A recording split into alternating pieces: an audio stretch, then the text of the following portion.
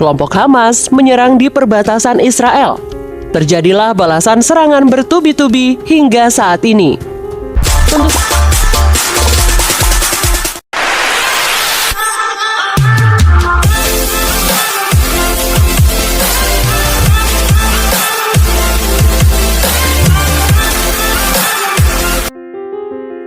Penggunaan bom fosfor.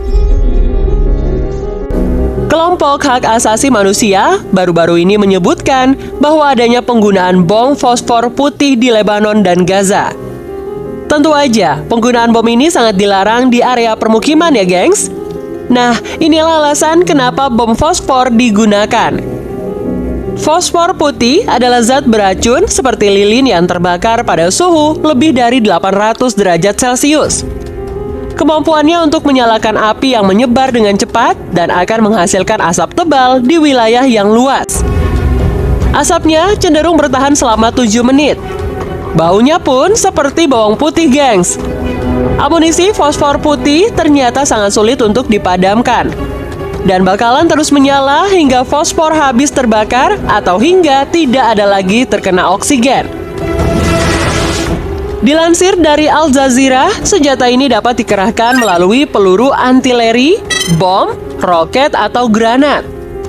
Bahkan semburan fosfor putih di udara menyebarkan zat tersebut ke wilayah yang luas, tergantung pada ketinggian ledakan, dan ini lebih banyak menyerang warga sipil dan infrastruktur dibandingkan dengan ledakan di darat.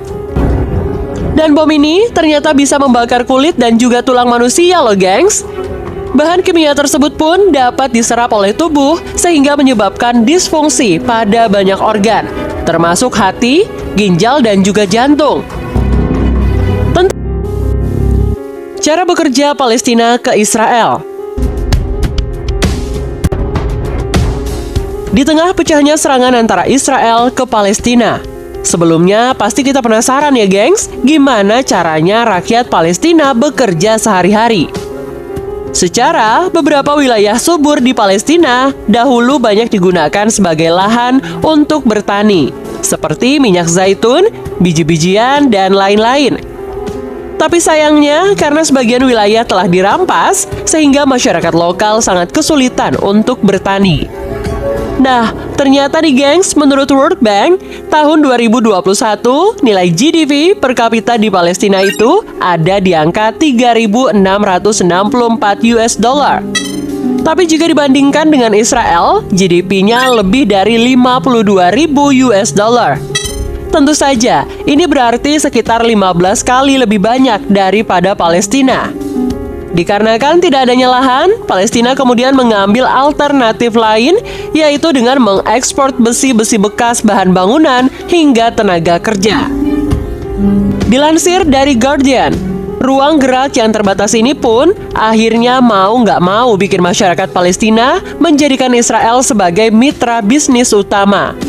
Ini dikarenakan sebagian besar wilayah Palestina berada di wilayah Israel. Jadi kebanyakan hasil dari sumber daya dari Palestina diekspor ke Israel. Dan sebaliknya, Palestina juga sangat bergantung dengan impor dari Israel. Dengan begini, para pekerja-pekerja Palestina akan banyak yang datang ke Israel. Dilansir dari Al Jazeera, sejak sekitar tahun 2021 disebut ada sekitar 20.000 orang Palestina yang bekerja dari perbatasan Gaza ke Israel. Awalnya, pagi-pagi mereka harus ngelewatin perbatasan yang dijaga super ketat. Lalu TKW Palestina akan antri untuk ngelewatin pintu pemeriksaan. Mereka juga harus jalan di jalur perbatasan khusus sebelum nantinya akan dijemput dengan kendaraan khusus. Tapi tentu saja juga banyak resikonya ya, gengs.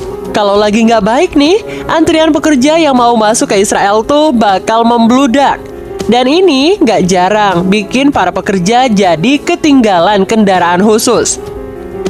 Sekutu-sekutu Israel. Yang pertama adalah Amerika. Dilansir dari CNBC, Amerika Serikat mengirimkan beberapa kapal dan pesawat militer lebih dekat ke Israel sebagai bentuk dukungan sehari setelah serangan 7 Oktober. Bahkan Presiden Amerika Serikat Joe Biden mengaku bahwa dirinya merupakan kaum Zionis yang menghendaki adanya negara Israel di wilayah Palestina. Kemudian yang kedua, tentu saja dari awal mula terjadinya konflik panjang ini, yaitu Inggris.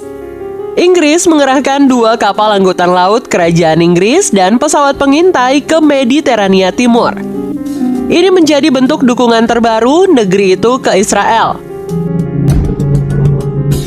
Kemudian yang ketiga adalah Jerman, gengs.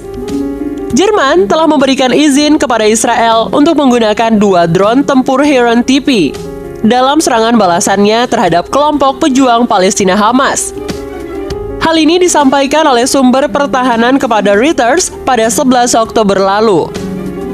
Mengutip laporan tersebut, Jerman disebut telah menyewa 5 drone dari pembuat senjata Israel IAI.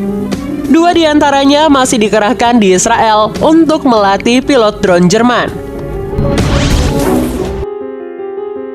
Sejarah Palestina. Kalau kita mundur 2 abad ke belakang, pada tahun 1799, Napoleon Bonaparte dari Perancis mengeksekusi ribuan tahanan Muslim saat mengepung kota Java, Palestina. Ia menaklukkan kota tersebut dari tangan Kesultanan Utsmaniyah.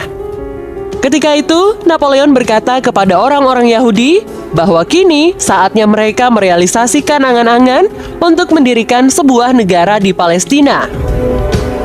Loncat ke tahun 1882, awal mula pembentukan Zionis. Lalu, inilah penyebab utama terjadinya konflik.